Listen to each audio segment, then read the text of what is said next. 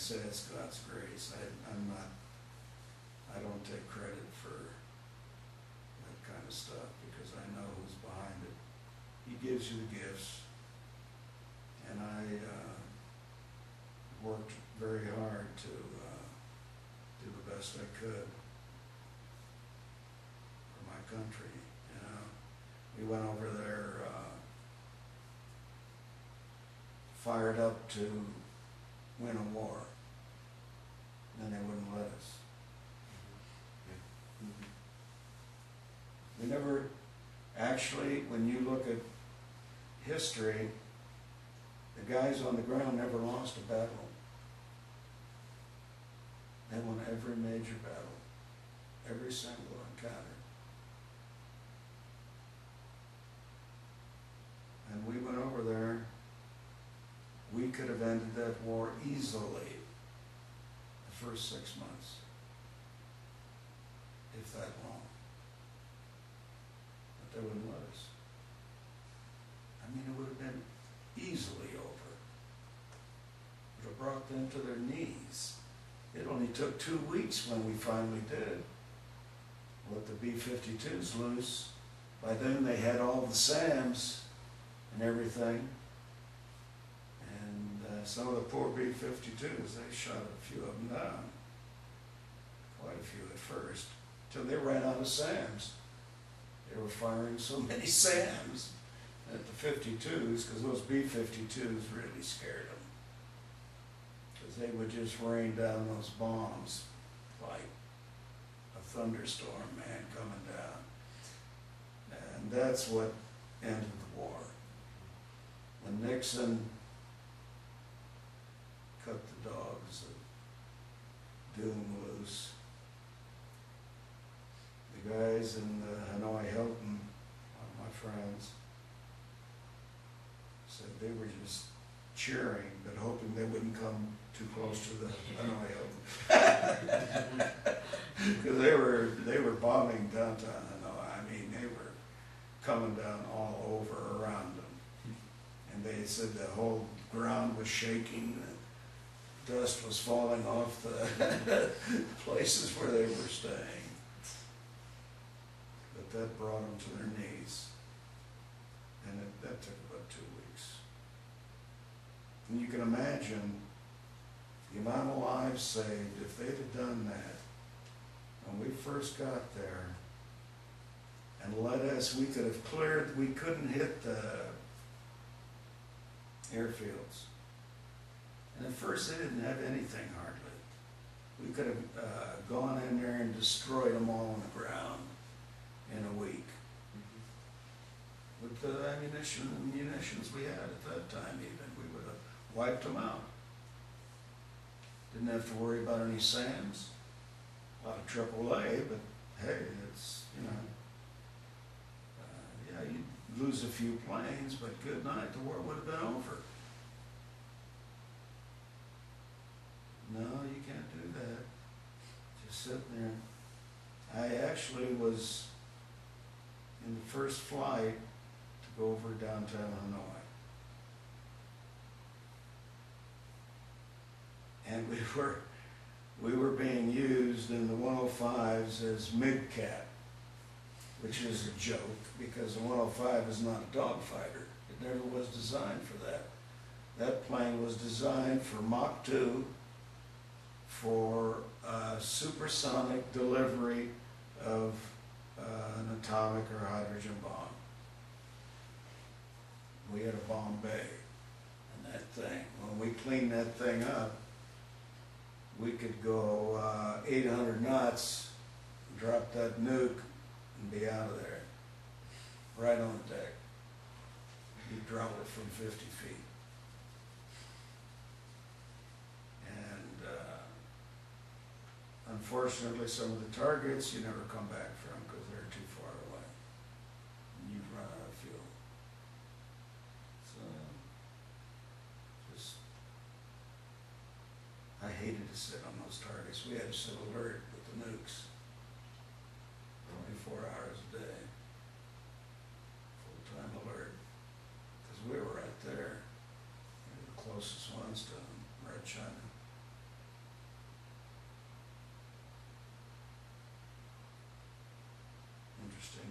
you're sitting on top of. A lot of power. I'd love to drop a few of those things right now in a few places.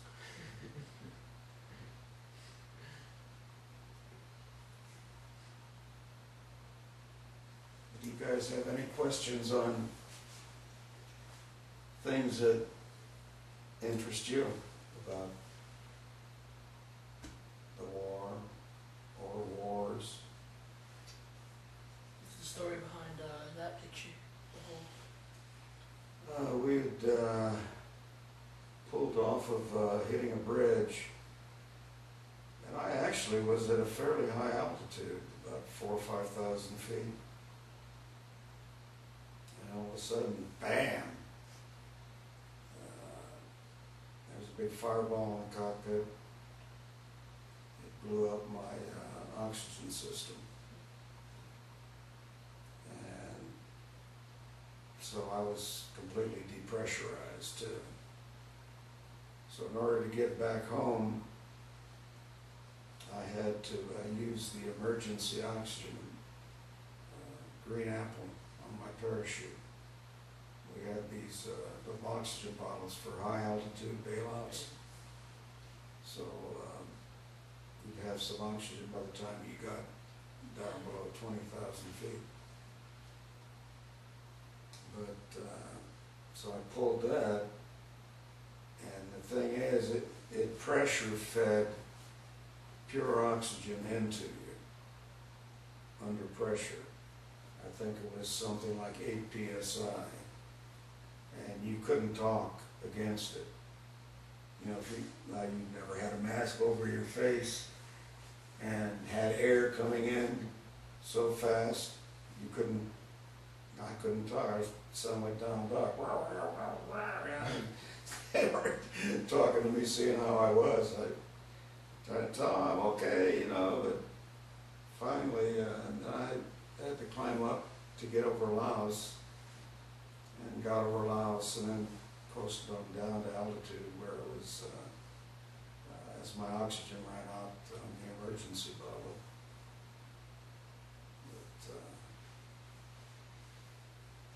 But that actually, to me, wasn't as hairy an incident as my bailout in the F-86. When I had to bail out inverted, that was a lot more hectic. Actually, I should have lost my life in that. I was up training the squadron commander in tactics, and the 86H was a fantastic airplane, and it was the last of the line of, we had, I flew the F-86A, the E, the F, and the H. They were all day fighters. And it had a big engine in it. We could get up to 50,000 feet, which you could barely do. In the 86, I set an altitude record in the 86A. I went up to 52,833 feet, which in an 86A, that was, well, nobody had gone higher in it.